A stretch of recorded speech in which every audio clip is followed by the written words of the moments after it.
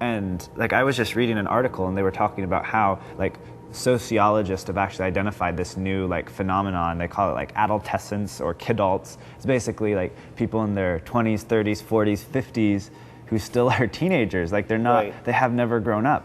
It's not that, well, I think people think you can like flip a switch. Like you turn 18 and you flip a switch, or you turn 21 and you flip a switch, or you graduate from college, or you get married, you have your first kid. Yeah, and then all of a sudden you're mature and responsible and ready for life, and you have to prepare. Like it's like anything else. It's kind of like going into the workout room and you're like going straight for 350 pounds and you're trying to bench press it, and like no, you got to work up to that. But like honestly, yeah, it's like whether you are 15, whether you're 21, whether you're 35, exactly. Until you actually work out, you work out those muscles, that muscle of responsibility, you're not going to have the strength to handle the kind of big, the big issues that face adults in the world today. It's I think the real way to think about it is more like, what I was just saying, like working out.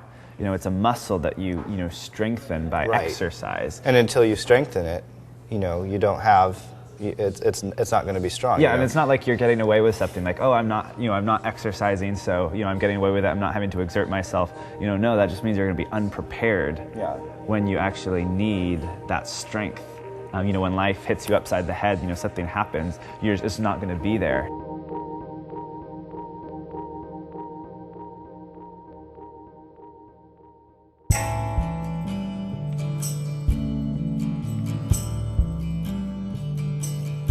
If there's one area where our culture still recognizes the need to do hard things and challenge and stretch yourself, it's in the world of athletics and physical fitness.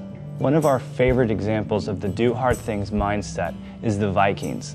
And I'm not talking about the football team, I'm talking about the people group. The Vikings were fierce pirates and warriors who pretty much pillaged the entire coast of Europe about 1,000 years ago.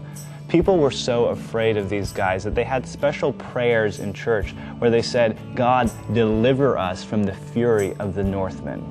Now, historians have tried to figure out what it was that made these guys so devastatingly effective, and various ideas have been floated. Their ships, they were pretty light for their size, and they could be quickly dragged up onto the beach for a lightning attack.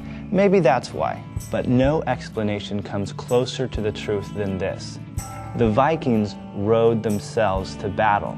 Unlike other sea powers who used galley slaves to row their great warships, the Vikings took full responsibility for this strenuous endeavor. Now, this tells us one very important thing about the Vikings. These guys were seriously ripped. Their muscles were moving 20-ton boats through the water. So when they stepped out of the boat and they swung a giant axe at you, it didn't matter if you had a shield. Their upper body strength made them virtually undefeatable on the battlefield. So here's the lesson from the Vikings. Do hard things. If you'll take responsibility for those things that other people delegate, that other people neglect, you will gain the benefits of that exertion. Here's why this is so important. Because I think it's easy today for us young people to expect our pastor, youth pastor, or parents to row us to battle when it comes to our relationship with God, or to expect our schools to row us to battle when it comes to preparing us for life.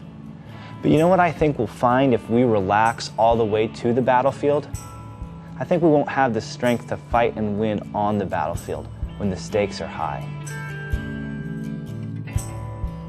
The call to do hard things for the glory of God is the call to the sold-out Christian life, really the best life we could possibly live. G.K. Chesterton said, "The Christian ideal has not been tried and found wanting. It's been found difficult and left untried." My hope and prayer is that we would be a generation of young people who do hard things, that we would be the generation of Christian young people who find it difficult and yet still try.